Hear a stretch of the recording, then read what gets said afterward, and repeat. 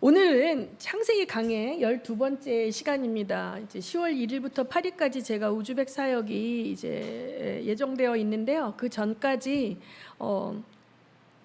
몇 번이 될지는 모르겠어요. 그러나 될 수 있으면 이제 여러분하고 많이 만나기를 원해요. 이제 중요한 아브라함의 스토리가 시작이 되었습니다. 여러분, 창세기를 알 때 여러분, 창세기뿐만 아니라 구약을 알 때, 구약의 하나님의 말씀을 할 때 아브라함을 제대로 모르면 다 헷갈립니다. 그만큼 아브라함이 중요하고, 또 많은 분들이 아브라함에 대해서 목사님들이 설교를 하실 때거나 여러분들이 개인으로 통독을 하실 때 나 개인의 관점에서 아브라함의 신앙을 본받죠. 그 굉장히 중요해요. 굉장히 중요한데 거기에서 우리가 더 깊게 하나님의 뜻을 알려면 하나님의 관점에서 아브라함을 이해해야 돼요. 그거를 모르면 여러분이 성경 말씀들이 엄청나게 충돌합니다. 그 충돌하는 거를 하나로 꿰일 수가 없고, 어떤 경우는 목사님들의 설교를 들어봐도 오해하고 설교하는 게 되게 많아요. 자, 믿음으로 구원을 받는다. 믿음이 의다. 아브라함은 믿음의 조상이잖아요. 그런데 창세기 22장에 이삭을 바치는 행위를 가지고 그 믿음을 증명했다라고 설교하는 분들이 굉장히 많은데, 그렇게 되면 여러분이 로마서에 가서 엄청 헷갈립니다. 믿음이 의라고 그랬는데, 그렇죠? 그러면 하나님은 왜 이삭을 바치라고 그랬냐?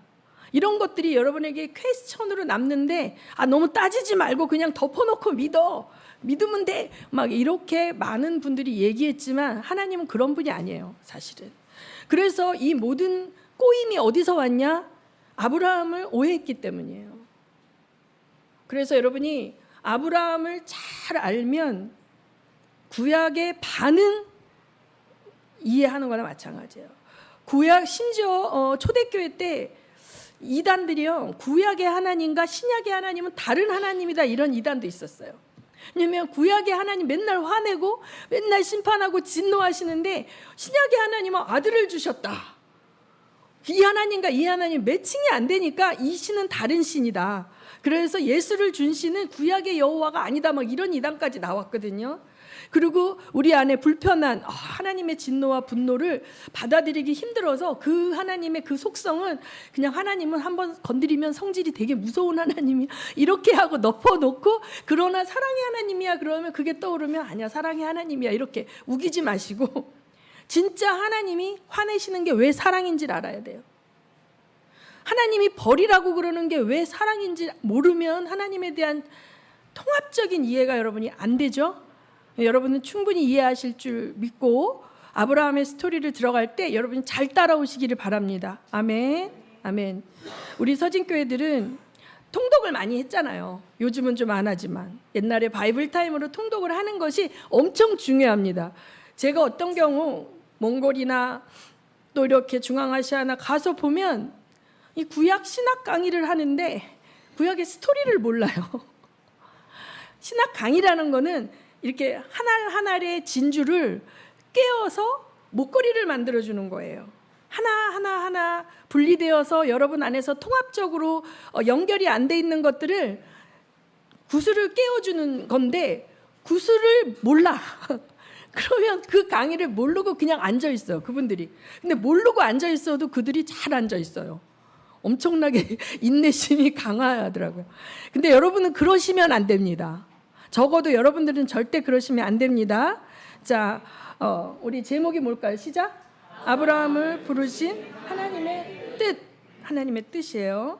자, 여기서 하나님을 따라간 아브라함의 뜻이 아니에요. 하나님을 따라간 아브라함의 뜻이 아니라 아브라함을 부르신 하나님의 뜻을 알아야 돼요. 그런데 우리는 성경을 읽으면서도 굉장히 자기 주관적 관점으로 읽기 때문에 말은 이렇게 하지만 성경을 읽으면서 아브라함이 왜 하나님을 따라갔을까? 이런 것을 가지고 성경을 읽는단 말이에요. 굉장히 중요한 것은 아브라함을 부르신 하나님의 뜻을 여러분이 완벽하게 아셔야 된다는 것이에요. 아멘. 자, 본문을 읽습니다. 본문 너무나 유명한 말씀이에요. 자, 12장 1절에서 3절까지 읽습니다. 시작. 여호와께서 아브라함에게 이르시되 너는 너의 고향과 친척과 아버지의 집을 떠나 내게 보여줄 땅으로 가라. 내가 너로 큰 민족을 이루고 내게 복을 주어 내 이름으로 창대하게 하리니 너는 복이 될지라. 너를 축복하는 자에게는 내가 복을 내리고 너를 저주하는 자에게는 내가 저주하리니 모든 족속이 너로 말미암아 복을 얻을 것이니라 하신지라.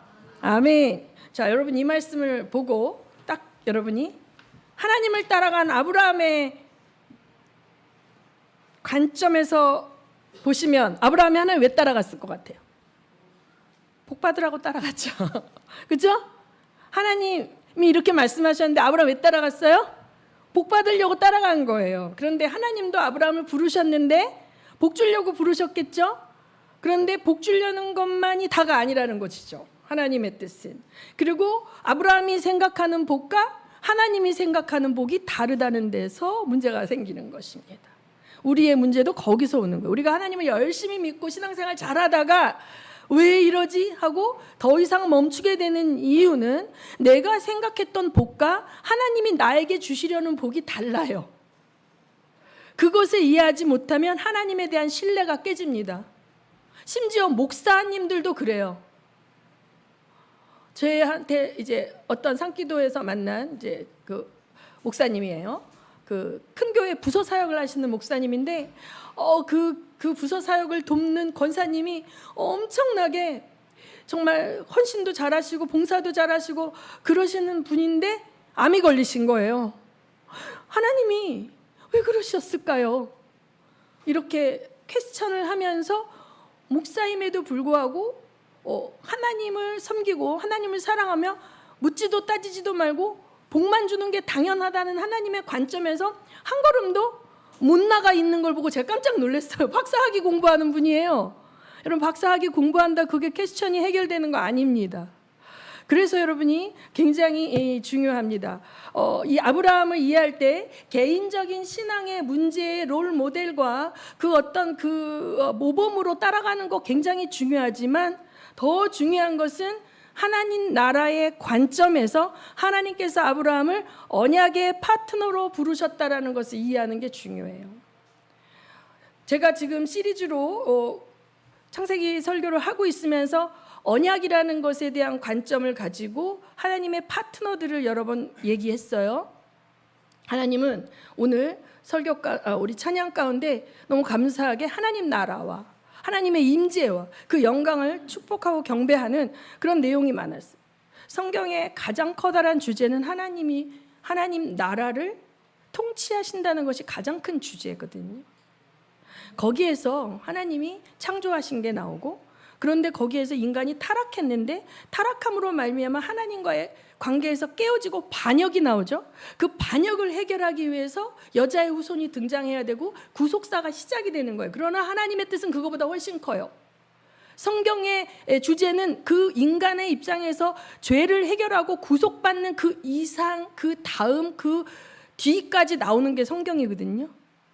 그렇죠? 그런데 우리는 함몰되어져 있어요. 나의 구원과 나의 축복에 그 관점으로만 성경을 보니까 하나님이 안 보이는 거예요. 그 거대한 하나님의 뜻이 안 보이고 나 중심적인 나를 구원해 주신 구세주, 그 구세주 예수 그리스도를 보내주신 하나님, 아들을 희생하여 나를 살려주신 하나님은 아들보다 더 나를 사랑하는 게 아니에요.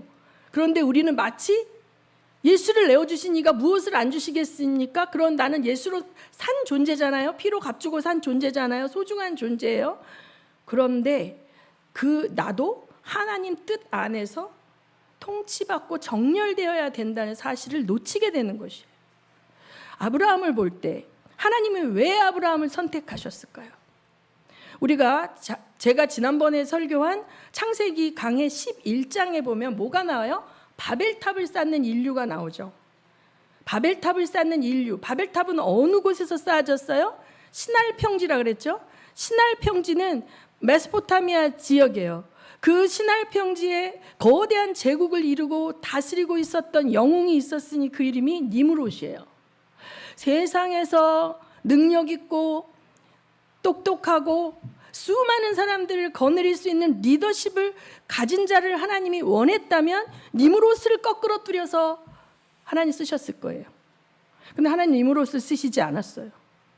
갑자기 어디서 듣도 보도 못한 작고 작은 존재인 아브라함이 등장하는 것이에요. 아브라함이라는 사람에게 있어서 지금 부름받는 이 시점, 우리 지도 한번 좀 싸주시면 좋겠는데, 제가 자, 여러 성경에 학자들의 이론이 있지만 갈대아 우르는 자 어디에 있어요? 유브라테스 강과 티그리스 강 맨 바사만 앞쪽에 우르라고 있죠. 거기를 갈대아 우르라고 치고 추적을 하면, 자, 하란이 어디입니까? 하란은 하란.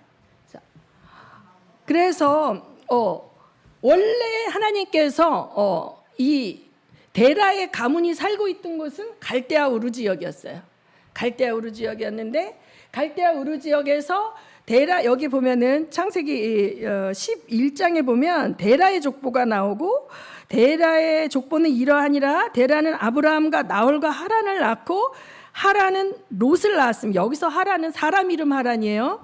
그러니까 데라에게는 아브라함과 나홀과 하론이라는 세 아들이 있었는데 하란이 롯을 낳았어요. 롯이 누구예요? 아브라함의 조카예요. 그리고 그 하란이 어디서 죽었어요? 그 아비 데라보다 먼저 고향 갈대아인의 우르에서 죽었더라. 그래서 여기서 갈대아인의 우르에서 하란이 죽었어요. 아브라함과 나홀이 장가들었으니 아브라함의 아내 이름은 사레며 나홀의 아내 이름은 밀간이 하란의 딸이요 하란은 밀가의 아버지더라. 자, 하란이 죽고 아들도 있고 딸이 있는데, 아들 롯은 아브라함과 함께 이주하는데 동행하고, 그 딸 밀가는 누구와 결혼해? 나홀하고 결혼을 하는 거예요. 근데 어떤 그 야사렛 책에 보면 사라도 하란의 딸이라는 말도 있어요. 왜냐하면 사촌지간에 결혼했다는 것 때문에. 그러나 성경은 그 얘기를 하지 않아요. 근데 여기서 30절에 사라는 임신하지 못함으로 자식이 없었더라. 데라가 그 아들 아브람과 하란의 아들인 그의 손자 롯과 그의 며느리 아브람의 아내 사레를 데리고 갈대아인의 우르를 떠나 가나안 땅으로 가고자 하더니 하란에 이르러 거기 거류하였으며, 데라는 나이가 205세가 되어 하란에서 죽었더라라는 족보가 나옵니다. 자, 그래서 갈대아인의 우르에서 떠나서 어디까지 갔어요? 하란까지 갔는데, 하란에서 가나안까지 간 것은 데라는 못 갔고 롯과 아브라함은 가나안까지 갔어요. 근데 가나안까지 갔는데 이제 사도행전을 보면 사도행전 7장, 여기 제가 안 찾았는데 사도행전 7장에 말씀이 있습니다. 사도행전 7장의 2절 4절 말씀은 그 스데반이 설교하는 내용이에요. 제가 2절부터 4절까지 읽어드릴게요. 스데반이 이르되 여러분 부형들이여 들으소서. 우리 조상 아브라함이 하란에 있기 전 메소포타미아에 있을 때에 영광의 하나님이 그에게 보여 이르시되 내 고향과 친척을 떠나 내가 내게 보일 땅으로 가라 하시니, 아브라함이 갈대아 사람의 땅을 떠나 하란에 거하다가 그의 아버지가 죽음에 하나님이 그를 거기서 지금 사는 이 땅으로 옮기셨느니라. 이렇게 말을 하고 있어요. 스데반이 설교할 때. 자, 그러면 스데반이 얘기할 때 아브라함이 본토 친척 아비집을 떠나라는 말을 어디서 들었어요? 갈대아 우르에서 들은 거예요. 갈대아 우르에서 들었고, 데라는 그 말을 들었는지 어쨌는지 모르지만 데라가 주도가 되어 이민을 가는 거죠. 이민을 갔는데 가나안 땅까지 못 가고 어디? 하란 땅에 머물렀는데, 자, 여기에서 보면 12절에, 오늘 다시 창세기 12절에 여호와께서 아브라함에게 이르시되 너는 너의 고향과 친척과 아버지 집을 떠나 내가 내게 보여줄 땅으로 가라, 이렇게 말씀하신 12장 1절의 말씀에서 고향과 친척은 떠났는데 아버지 집을 아직 못 떠났어. 이 말씀은 하란에서 받은 거야. 자, 그러면 이 4절에 보면 오늘 본문에 안 나왔지. 이에 아브라함이 여호와의 말씀을 따라갔고 롯도 그와 함께 갔으며 아브라함이 하란을 떠날 때에 75세였더라 이래요. 12장 1, 2, 3절의 말씀은 하란에서 다시 받은 거예요. 여기서 아까 아까 이제 그 스데반의 말씀은 갈대아 우르를 떠나서 하란에 있었는데 가나안까지 못 가고 있다가 자기 아버지가 죽고 난 다음에 이제 드디어 가나안으로 갔구나라고 저도 옛날에 그렇게 설교를 했거든요. 그런데 이게 족보를 따져보니까 아브라함이 75세에 이제 갔는데 데라가 70세에 자녀를 낳았어요. 아브라함과 나홀과 하란을 낳았어요. 그러면 이제 떠날 때 몇 살이 돼? 데라가 145세밖에 안 되는 거예요. 그런데 데라가 몇 살에 죽었대? 205세에 죽었대. 그러면 이제 50년이나 혼자 하란에서 살았다면 이 사도행전 말씀이 틀리는 거 아니야? 뭐 이게 공부를 하면 할수록 더 어려워지는 거 여러분 아시죠? 그전엔 그냥 단순하게 본문만 읽었는데 족보 나이를 계산해 보니까 50년이나 남네. 이게 그래서 더 해야 되고 더 해야 되는 거예요. 그런데 이게 보면 어떤 신학자의 책에는 뭐 그렇게 나와요. 50년이나 더 살았다. 데라가 사실은 죽은 게 아니다. 이렇게 얘기하는 사람도 있는데 솔로몬 사도행전 말씀이 틀려지잖아요. 근데 저는 여러 정황상 아브라함이 장자라는 말은 없어요. 그리고 여기 이 족보에 보면 70세에 아브라함과 또 뭐예요? 나홀과 하란을 낳았다 그러거든요. 근데 여기서 자녀를 세 쌍둥이를 낳은 게 아니거든요. 이해가 되세요? 70세에 데라가 세 쌍둥이를 낳았다면 말이 안 되는 거예요. 그래서 어느 정도 갈대아 우르를 떠날 때 조카 롯이 태어나 있었고 이미 그 아들 하란은 그 아버지 하란은 죽어 있었고 그 다음에 이 두 아브라함과 나홀은 결혼 정년기에 이르러 이미 그러니까 결혼을 한 상태로 데라가 데리고 가잖아요. 시간적으로 볼 때 하란을 장남으로 보는 것이 더 낫다. 70세에 장남이 태어난다면 사실은 아브라함은 훨씬 그 뒤에 태어난 거죠. 몇십 년 뒤에 태어날 수도 있고. 근데 사실은 그 야살의 책에는 굉장히 나이 차이가 많이 나와요. 하란과 아브라함은. 그리고 아브라함이 태어났을 때 그 아브라함의 탄생 그 징조 때문에 니므롯이 아브라함을 죽이려 하고 뭐 그래서 노아의 집에 피신가 있고 뭐 이런 스토리가 나오는데 그런 거는 다 이제 빼더라도 성경적 그 근거만 갖고 계산을 해봐도 아마 아브라함이 장자는 아니었고 하란이 먼저 태어나고 하란이 장남으로서 어떤 사건으로 죽고 아들이 남아 있는데 그 아들을 할아버지가 데려가는 거죠. 이민 갈 때. 그 다음에 그 삼촌 가정에서 친아들 같이럼 보호받으면서 자라는 거예요. 그러면 얼추 이제 이야기가 되지 않을까 싶습니다. 성경이 충돌한다 그래서 성경이 어느 하나가 가짜라고 생각하면 여러분 안 되고 최대한 그것을 잘 진실과 진리로 받아들일 수 있도록 이제 해야 돼요. 제가 여러분을 그래서 도와드리는 것입니다. 자, 그런데 신할 땅이라는 땅은 어떤 논리로 사는 곳이에요? 바벨탑의 논리예요. 바벨탑의 논리는 뭐냐면 자, 우리의 이름을 내자. 우리가 하늘 꼭대기까지 올라가자. 탑을 쌓자. 그 다음에 지면의 흩어짐을 면하자. 우리끼리 성읍을 쌓고 탑을 건축하고. 근데 하나님은 처음부터 창세기 1장부터 생육하고 번성하라 땅에 충만하라예요. 가는 거예요. 심지어 아벨을 죽인 가인까지도 하나님은 어떻게 해요? 가라 그래요. 가는 거예요. 정착이 아니라 땅끝까지 가는 거예요. 근데 가인은 그걸 선택했어요? 안 했어요? 안 했죠. 그 위험과 두려움과 불안정성보다는 가인의 표를 믿고 자기가 사람에게 죽임을 당할까 하는 그 위험에 노출되기보다는 자기 힘으로 성을 쌓고 자기가 자기를 보호하며 자기의 힘을 과시하면서 살았다 그랬죠. 그래서 가인은 하나님을 순종했으니까 거절했습니다. 불순종했으니까 불순종했죠. 그리고 가인의 후손 라멕은 어떻게 했어요? 굉장히 포악하게 됐죠. 자, 그래서 하나님이 노아 때 어때요? 모든 자들이 다 하나님을 배반하니까 홍수로 쓸어버렸어요. 그런데 함의 후손 가운데 니므롯이 나와서 뭘 합니까? 니므롯 주도로 다시 바벨탑을 쌓으며 하나님 없이 우리끼리 우리 힘으로 우리가 우리를 지키자. 성읍과 탑을 건설한다는 그 의미는 성읍은 뭐예요? 성을 쌓는다는 거는 보호한다는 거죠. 근데 하나님은 흩어지라고 하셨거든요. 심지어 바벨탑을 못 쌓게 하고 언어를 혼란시키면서까지 흩어지라 그러는데 절대 안 흩어지고 여기가 조사오니하고 있는 것이 그 당시에 세상의 풍조였고 세상 사람들이 사는 방식이었어요. 그런데 아브라함에게 하나님이 어떻게 해요? 떠나라, 가라는 거예요. 자, 여기서 첫째 아브라함은 순종하기가 쉬웠을까 어려웠을까요? 어려웠어요. 그 다음에 두 번째는 아브라함의 개인적인 문제입니다. 그 당시 고대 근동에는 가문의 영광은 아들을 통해서 가부장적 사회이기 때문에 아들이 없다는 건 우리 가문이 뭐예요? 끝났다는 거예요. 한국도 제가 태어날 때까지만 해도 그랬어요.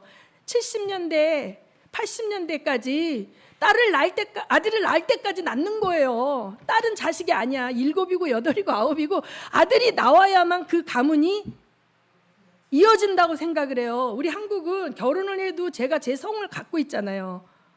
그런데 서양은 남편 성을 따라가요. 그 한국 굉장히 그런 면에서 내 성을 내가 갖고 있음에도 불구하고 여자는 소용이 없어.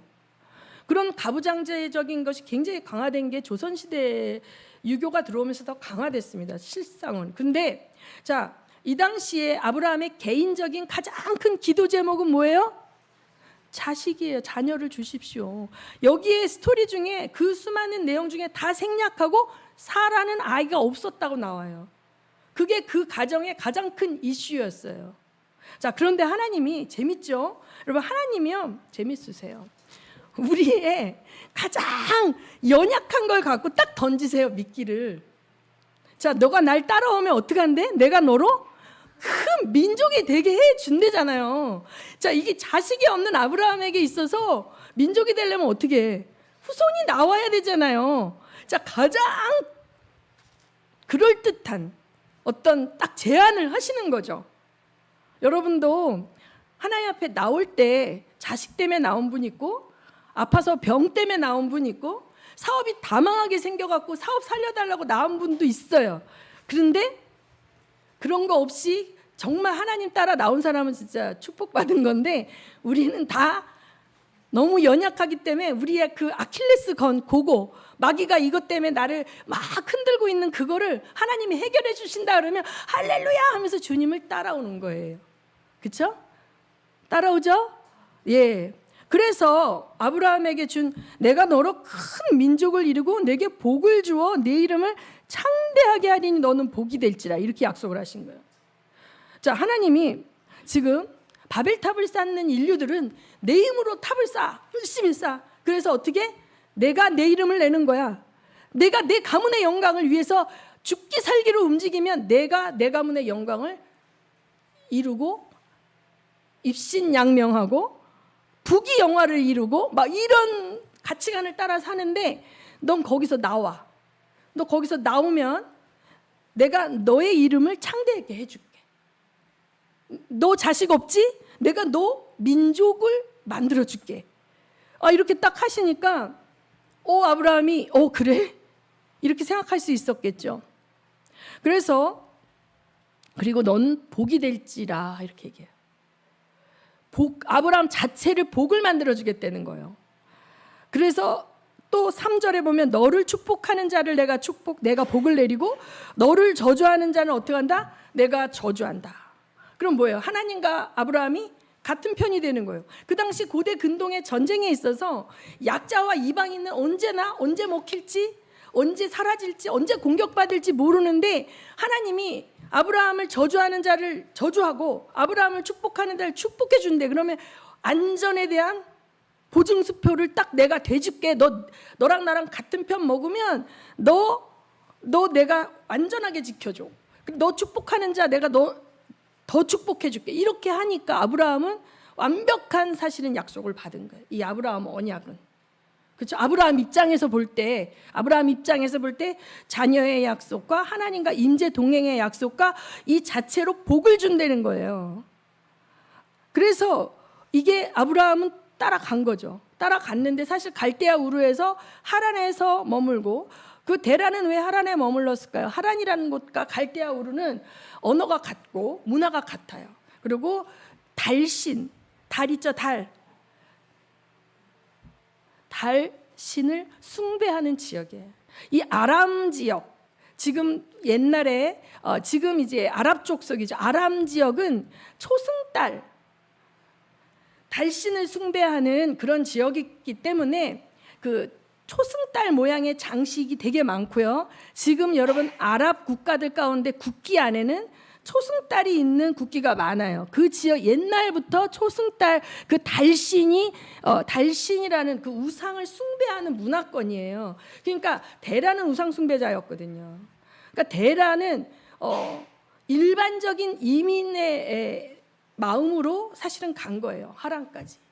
근데 거기서부터는 못 가는 거예요. 무슨 말이냐면 여러분이 처음에 신앙생활 할 수 있지만요, 세상 사람들과 똑같은 가치관, 하나님이 복이 된다 그래, 복이 준다 그래, 그 복이라는 개념을 바꾸지 않고도 세상에 생각하는 복을 갖고도 갈대아 우르에서 하란까지는 갈 수 있어요.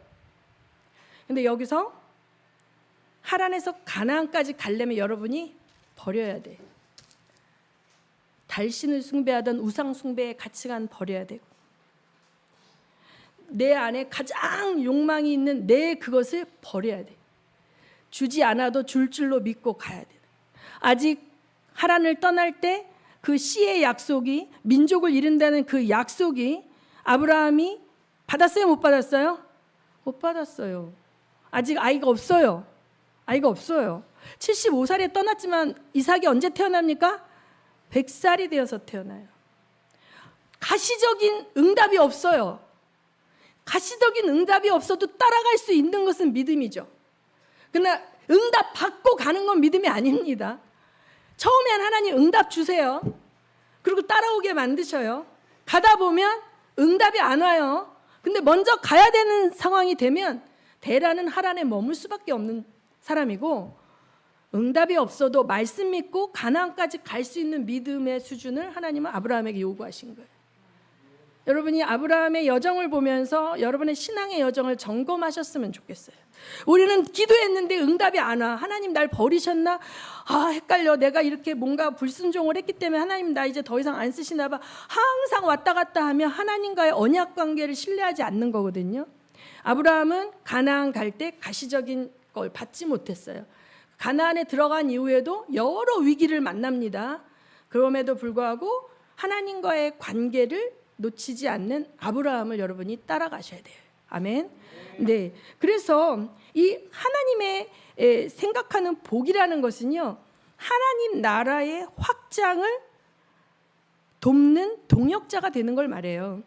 그래서 여기서 너로 말미암아 큰 민족을 이루고, 영어에는 민족이 뭡니까? 영어는 네이션이죠, 네이션. 그런데 이 네이션은 나라라는 뜻도 있어요.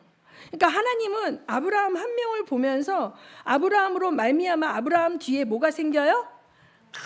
큰 나라가 생기는 거예요. 하나님의 통치에 굴복하고 하나님의 통치를 받는 큰 백성들이 있는 그 나라를 아브라함을 보면서 꿈꾸고 계신 하나님입니다. 아멘.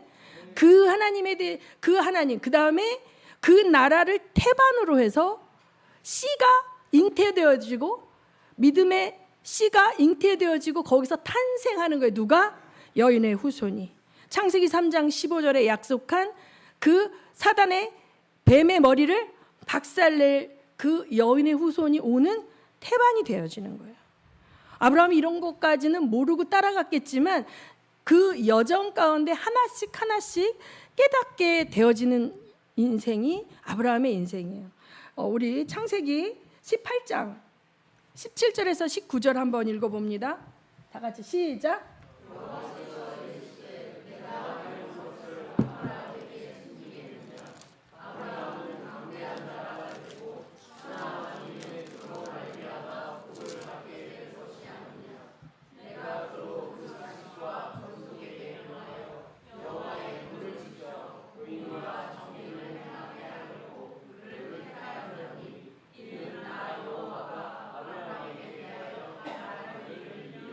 아멘이라. 자, 여기서 하나님이 조금 더 창세기 12장 1, 2, 3절에 나왔던 것을 다시 한번 설명해 주시죠.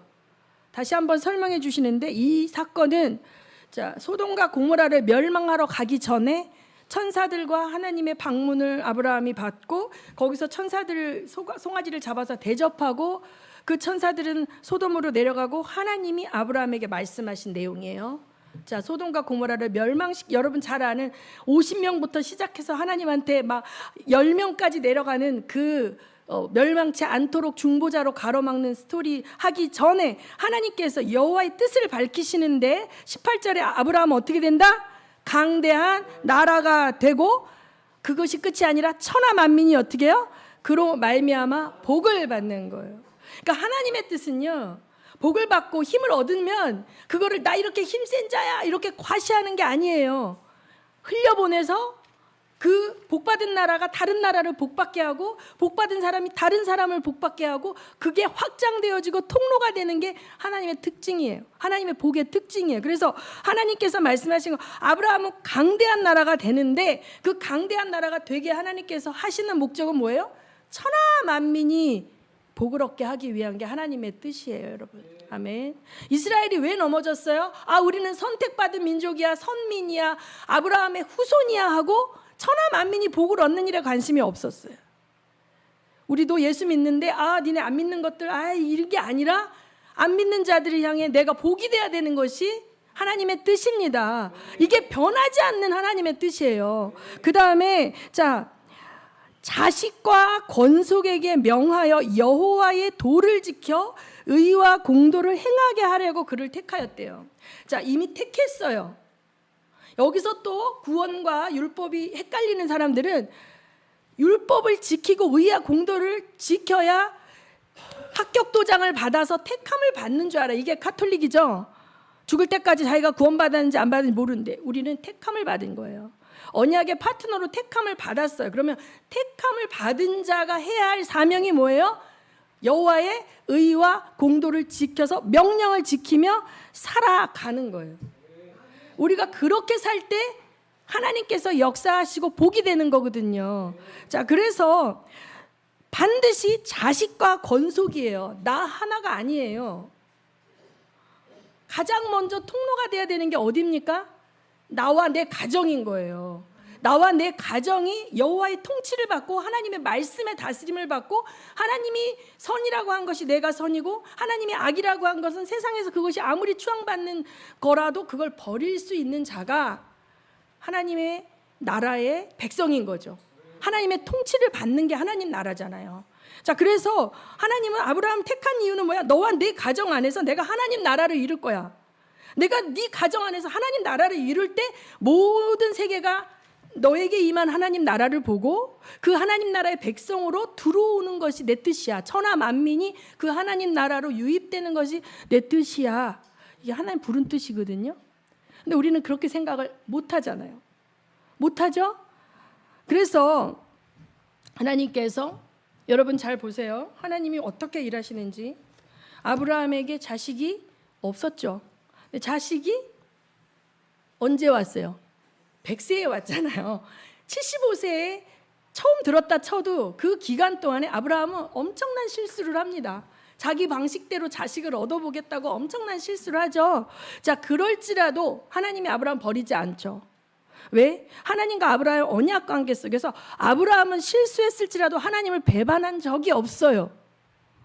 똑같습니다. 다윗이 하나님하고 그 하나님의 언약 관계 안에 사무엘의 기름 부음 받고 난 다음에 다윗이 엄청난 실수를 합니다. 근데 하나님 버리지 않아요. 버리지 않아요. 밧세바를 범하죠. 아이를 낳죠. 그 아이 병들어서 하나님 치심으로 아이가 죽었어요. 하나님 원망하지 않죠.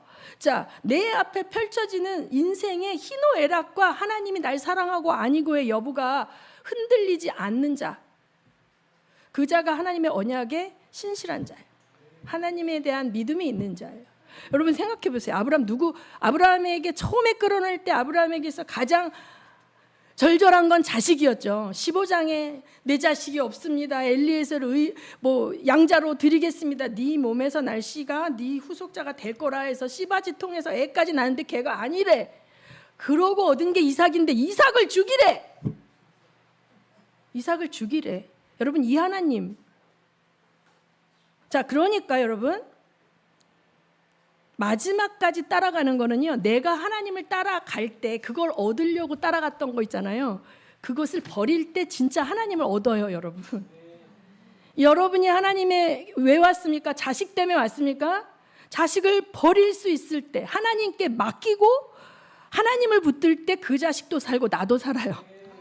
근데 내가 이거 지키겠다고 하나님의 말씀을 계속 갈라서 내 식으로 튜닝해서 붙들고 있으면 절대 하나님이 아브라함에게 허락하신 그 복을 내 복으로 받지 못합니다. 여러분, 어부들을 부를 때 어떻게 하셨어요? 밤이 맞도록 수고했는데 어떻게 했어요? 한 마리도 못 잡았어요. 한 마리도 못 잡았죠. 근데 주님이 명하니까 어떻게 해요? 배가 넘치도록, 그물이 찢어지도록 받았는데 이거 버려두고 나 따라오래요. 자, 그럼 여기서 갈리는 거예요. 하나님으로부터 온 응답이 목적인 사람과 하나님 그분이 목적인 사람. 반드시 하나님은 가릅니다, 그거를. 하나님 누굴 쓰시고 누구를 예수의 증인으로 삼기 원해요? 하나님으로부터 온 응답을 따르는 자는 돌아가잖아요. 부자 청년 돌아갔잖아요. 삭개오에게 도전하잖아요. 네 재산을 다 팔아서 놔두고, 삭개오야라는 주님이 그 이름을 부르는 그 한 번의 부름에 자기 스스로 그동안 자기가 자기를 무장하고 쌓고 있던 그 성읍과 같은 자기의 이름을 내고자 했던 그 모든 것들을 다 흩어버리고 주를 따르잖아요. 반드시 갈라집니다, 여러분. 주님은 끝까지 언약의 파트너를 도전하시고 부르시는데, 네가 나를 원하느냐? 나로 말미암아 네 배와 네 욕심과 네 욕망을 채우기 원하느냐를 물어보셔요. 어렵죠? 하나님 따르는 게 여러분 쉽지 않습니다. 이게 제대로 믿는 게 쉽지 않아요. 그러니까 다 떡 먹고 배부른 사람 예수를 잡아 왕으로 삼으려고 했을 때 주님이 도망가시니까 시험 들어서 다시는 예수를 따르지 않아요. 내 배를 채워주는 떡만을 원할 거예요. 그렇죠? 그리고 우리의 대표자가 돼서 우리의 정치적인 이슈를 말해주는 왕이 되라. 예수를 그렇게 했을 때 예수는 그게 아니거든요. 하나님의 뜻을 따라서 하나님 나라의 왕이 돼야지, 인간들의 추대에 의해서 자기들이 원하는 다윗과 같은 위대한 유다 왕국을 재건하는 그 메시아 예수는 아니거든요. 자, 도망가십니다, 산으로. 사람들이 시험 들어서 다 떠나고 다시는 예수를 따르지 않는 거예요. 자, 아브라함도, 신약의 백성도 예수를 따르는 거나 아브라함이 하나님을 따르는 거나 다른 게 아니에요. 똑같은 거예요. 결국은 하나님 나라의 통치를 거부하는 자는 하나님 나라의 완전한 백성이 될 수 없다는 이 사실을 여러분 놓치면 안 돼요. 성경은 그걸 얘기하고 있는 거예요. 아브라함의 행위 하나하나에 함몰하는 것이 아니라 가장 중요한 핵심은 이거거든요, 여러분. 그럼 나를 점검해 보자고요. 나는 지금 하나님의 그 도전적인 명령 앞에 내가 죽이지 못하고 갖고 있는 그것을 주님이 죽이라고 하실 때 죽일 수 있습니까? 저도 어렵습니다. 자, 어떤 경우는요, 사역이 하나님보다 더 커질 수도 있어요. 이게 막 선교지에 가보면요, 선교사님들끼리 사이가 안 좋아요. 왜 그런지 알아요? 여기 내 나발인데 네가 어디 와서 여기서 네가 왜 깃발 꽂아 막 이러면서 오해하는 거예요. 정말 하나님 나라와 그 백성과 그 열망으로 움직이다가도 어느 순간 가다 보면 중간에 길을 잃고 하나님을 놓치고 하나님이 아닌 것을 붙잡고 막 서로 싸우고 막 서로 사역에 대해서 노터치하고, 아니 서로 연합해서 도와주면 좋잖아요. 그런데 그게 안 되는 사역지도 되게 많아요. 그래서 하나님이 우리에게 말씀하신 것은 너희는 무엇이 너희의 기업이냐? 하나님의 나라를 이끌어 가신 하나님의 방법은 하나님의 언약이에요. 근데 하나님은 사실은 언약적 약속을 당신은 안 하셔도 상관없어. 왜냐하면 다 자기 마음대로 해도 돼. 근데 하나님은 절대 그렇게 하지 않으시고, 하나님은 언약을 말씀하시면서 자기가 언약의 의무를 스스로 만들어내세요. 자, 여기서 아브라함에게 이 축복을 했기 때문에 하나님은 자기가 축복을 해줘야만 돼. 그렇죠? 이스라엘의 큰 민족, 아브라함의 후손은 큰 민족과 나라가 되게 하셔야 돼. 이 의무는 아브라함에게 있습니까? 하나님께 있습니까? 하나님께 있어요. 하나님 한 번도 의무를 저버리신 적이 없어요. 그런데 항상 인간이 따라가다가 배반하죠. 이게 구약의 역사입니다. 자, 그리고 하나님께서 여기서 복에 대해서 얘기하시는데, 이 복이라는 것은 모든 민족이 하나님께로 돌아오는 복이죠. 잘 먹고 잘 살고 부자가 되고 큰 나라를 만드는 복이라면 니므롯을 택했다니까요. 니므롯은 하나님의 반역한 함 자손의 대표자예요. 하나님 없이 자기가 영웅이 된 자예요. 하나님은 그런 자가 필요한 게 아니라 하나님의 이름을 경외하고 하나님의 통치를 받고 하나님의 다스림을 받는 그러한 왕이 필요한 거죠. 그렇죠? 그래서 아브라함으로 말미암는 나라를 이제 계획하신 거고, 그 나라에서 그걸 제일 잘한 사람이 누구예요? 다윗인 거예요, 여러분. 그렇죠? 다윗인 거죠. 자, 그래서 다윗에게 네 왕위가 견고하게 되고 네 씨가 영원하리라 하는 그 씨. 그런데 아브라함에게도 씨에 대해서 굉장히 많이 말씀하셨습니다. 그래서 창세기 22장 18절을 봅니다. 창세기 22장 18절 시작.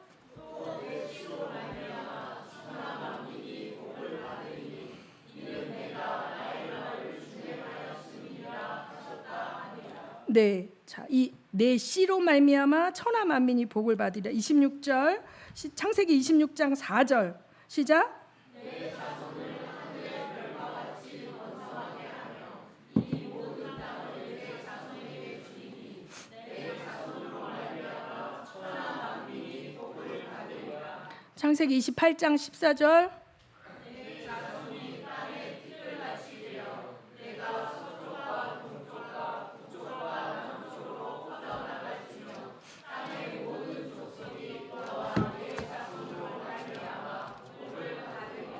네, 자, 아브라함에게 씨에 대해서 굉장히 많이 말씀하셨어요.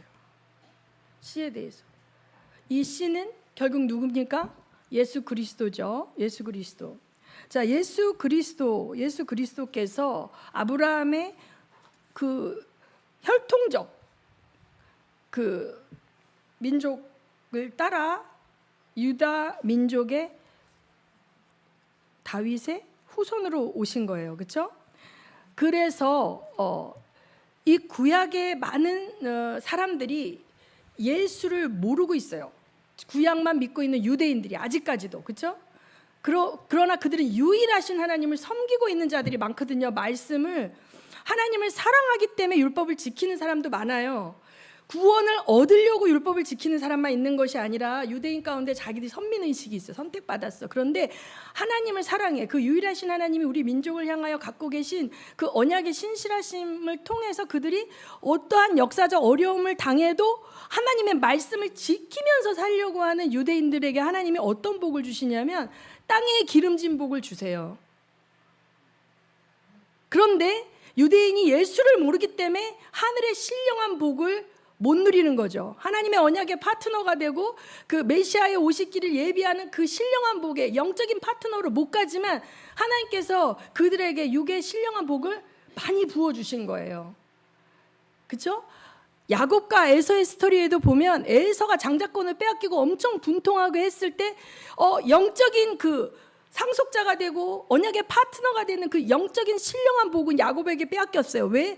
에서는 신령한 것에 관심이 없어요. 영적인 게 관심이 없어요. 자 육을 따라 사는 사람이었어요. 그러나 막상 뒤늦게 빼앗기고 나니까 울고불고 할 때 하나님께서 에서에게 뭘 줍니까?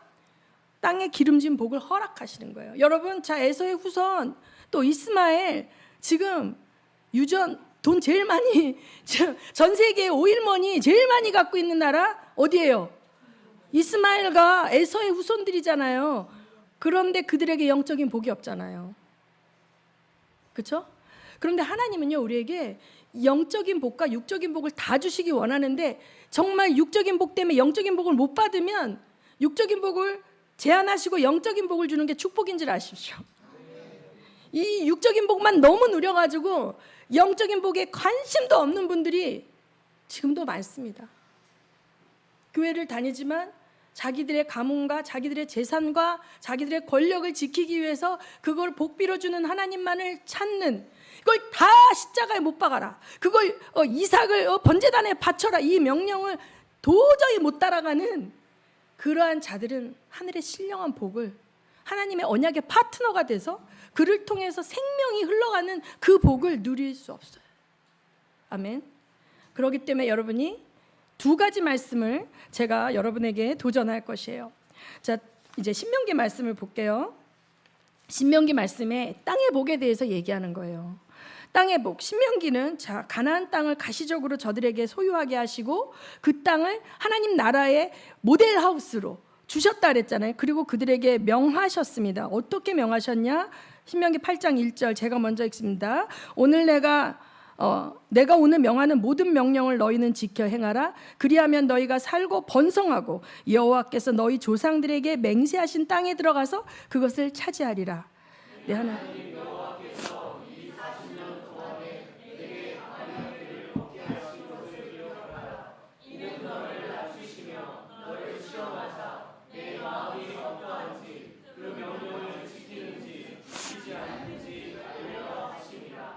너를 낮추시며 너를 줄이게 하시며 또 너도 알지 못하며 내 조상들도 알지 못하던 만나를 내게 먹이신 것은 사람이 떡으로만 사는 것이 아니요 여호와의 입에서 나오는 모든 말씀으로 사는 줄을 내가 알게 하려 하심이니라. 이 40년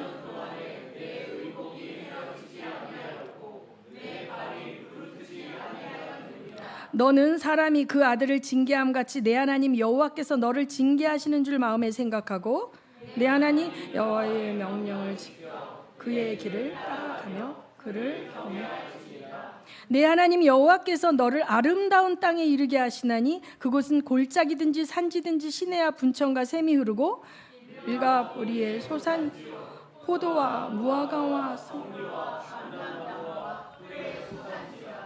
내가 먹을 것에 모자람이 없고 내가 아무 부족함이 없는 땅이며 그 땅에 돌은 철이요 산에서는 동을 캘 것이라.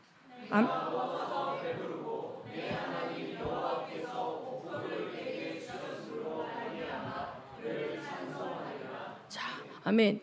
그래서 하나님께 구원의 은혜가 감사하고 하나님께서 주신 기업에서 내가 하나님 말씀대로 양심에 어긋나지 않고 말씀의 뜻 가운데서 순종하고 분쟁하는 상황이 돼도 하나님께 묻고 내가 싸우지 않고 이삭이 뭐예요? 우물을 빼앗겼죠? 계속 줬잖아요. 그렇게 하면 어떻게? 그 해에 100배나 더하게 하시는, 내가 안 뺏기려고 막 싸우고 막 거짓말해서 취하고 이런 짓 하지 않고 하나님의 백성답게 말씀에 순종하여 살면 하나님께서 형통의 복을 허락하셔서 잘 먹고 잘 살게 된다 이거예요. 그런데 여기서 하나님이 다시 도전하시는 거예요. 그래서 거기서 끝나는 게 아니라 이제 뭐예요? 나 혼자 잘 먹고 잘 사는 게 아니라 내가 복의 통로가 돼야 될 거 아닙니까? 자, 누가복음 14장 26절 35절. 자, 내가 먼저 읽습니다. 물은 내게 오는 자가 자기 부모와 처자와 형제와 자매와 더욱이 자기 목숨까지 미워하지 아니하면 능히 내 제자가 되지 못하고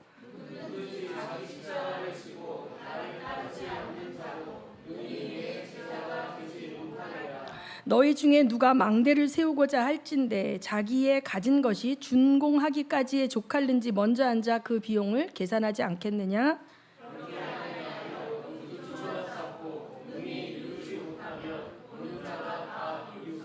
이르되 이 사람이 공사를 시작하고 능히 이루지 못하였다 하리라.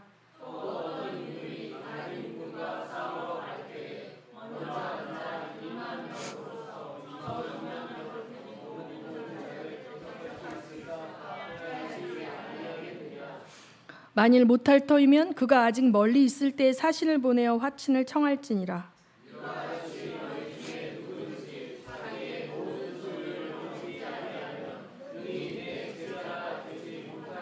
소금이 좋은 것이나 소금도 만일 그 맛을 잃으면 무엇으로 짜게 하리요?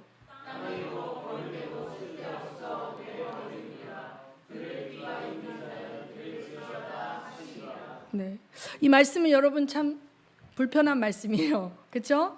듣기 힘들어요. 자기 부모와 처자와 형제와 자매를 더욱이 자기 목숨까지도 미워한다는 말은 뭐냐면 그것을 위해서 살지 않는 거예요. 그것이 나의 전부가 되지 않는 삶을 말해요. 자, 자기를 십자가에 못 박는 삶이라는 것은 나의 육신의 정욕과 안목의 정욕과 이생의 자락과 나의 혼적인 육적인 욕망조차도 뭐예요? 다 처리된 삶을 말하죠. 그 삶이라는 게 쉽겠습니까? 그러나 그걸 해야만 제자가 된다고 하시잖아요. 그런데 만약에 그걸 하지 않으면 뭐라고 해요? 말씀이 건축을 하기 위해서 터를 닦았는데 어느 정도까지 10층 건물을 짓는데 터만 닦고 끝나는 거예요. 완성하지 못하는 거예요. 완성하지 못하는 거예요. 자, 그 사람의 믿음으로는 그걸 완성할 비용이 안 나와. 완성할 수 있는 비용은 철저하게 제자가 되는 삶을 사는 자만이 완성할 수 있는 비용을 가진 자예요. 근데 그 삶을 살지 못하는 자는 터만 닦아놓고 건물을 못 세우는 그러한 재산이 그거밖에 안 되는 거예요. 그렇죠? 그러면서 여기 어떤 임금이 왔는데, 자, 1만 명으로 2만 명을 거느리고 오는 자를 대적할까 헤아리지 않겠네. 자, 이것을 허물려고 오는 자가 있어요. 근데 내가 저 사람과 싸워서 이길 것 같으면 싸우는데 이길 힘이 없으면 어떻게 해요? 항복하는 게 현명한 거예요. 자, 이 내가 가진 것, 이것으로 건물을 완성할 수 있으면 괜찮아. 그치? 근데 분명히 얘기했죠. 완성할 수 없어, 그 믿음은. 그러면 그 믿음을 줄 수 있는 자한테 내가 굴복해서 그 믿음을 타내야 돼. 그쵸? 그 믿음을 줄 수 있는 왕에게 내가 굴복해야 돼. 그 왕이 누구예요? 예수님 하나님이죠. 예수님 하나님이 야, 내가 너한테 망대까지 완성할 수 있는, 건물을 완성할 수 있는 비용을 줄 텐데 일단 네 거를 일단 나한테 줘봐 하면 줄 수 있어야 이게 성립이 되는 거지. 이건 못 줍니다 하면 전쟁이 되는 거예요. 이 하나님을 여러분 아십니까?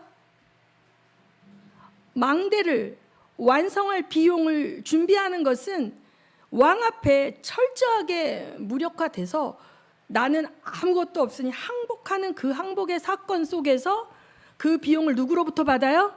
그 왕으로부터 받아서 내가 망대를 완성하는 줄 믿으시기 바랍니다. 그 과정이 아브라함의 가정이에요. 이삭을 바치기까지의 과정입니다. 이것이 성도의 삶입니다.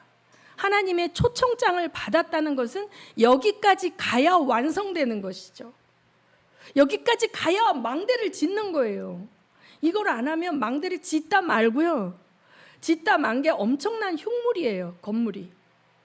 골조만 세우고 아무런 마무리 작업이 안 된 채로 나는 하나님 앞에 가서 작품을 완성했다고 칭찬받을 거야 라고 하는데 너의 작품은 터만 닦고 완성되지 못했다라는 말을 들을 수 있다. 이들이 지옥 간다는 얘기는 아니에요. 그러나 자기가 생각했던 거와는 엄청나게 다른 결과를 주님 앞에서 맞을 거라는 거예요. 주님은 구약의 하나님보다 더 잔인한 걸 제시하셔요. 부모와 처자와 자매와 및 자기 목숨까지도 미워하라잖아요. 아브라함에게 너의 그 이삭을 나에게 바치라라고 얘기했지만 예수님은 아주 그냥 철저하게 탈탈 털어서 다 주님 앞에 드릴 수 있는 믿음이 너에게 있느냐 이렇게 도전하시잖아요. 그렇죠? 그런데 분명히 또 다른 말씀에는 이 땅과 금생과 내생에 받되 핍박을 겸하여 받는데 30배, 60배, 100배로 돌려준다는 거예요. 하나님은 취하는 게 목적이 아니고요. 주는 게 목적이에요. 그런데 하나님 앞에 바칠 수 있는 것은 하나님에 대한 신뢰가 있어야 바치는 거예요. 나중에 보겠지만 이삭을 바칠 때 우리가 저 산에 가서 예배하고 어떻게? 우리가 돌아오리라. 이삭을 바치는 행위가 아브라함에게 하나님에게 의가 된 것이 아니라 하나님으로부터 온 이 자를 하나님이 취하시면 하나님의 방법으로 다시 부활해서 이 아이와 함께 다시 돌아온다는 믿음이 아브라함에게 있었던 거예요. 그래서 2인칭 복수로 우리가 돌아오리라라고 한 거예요. 이걸 헷갈리면 행위로 넘어갑니다. 행위로 빠집니다. 그리고 목사님들도 이걸 이용해서 뭐 바치라 하면서 뭔가 이렇게 구약적 율법으로 막 성도들을 막 바치게 강요하는데 하나님이 원하시는 것은 하나님을 신뢰하는 믿음입니다.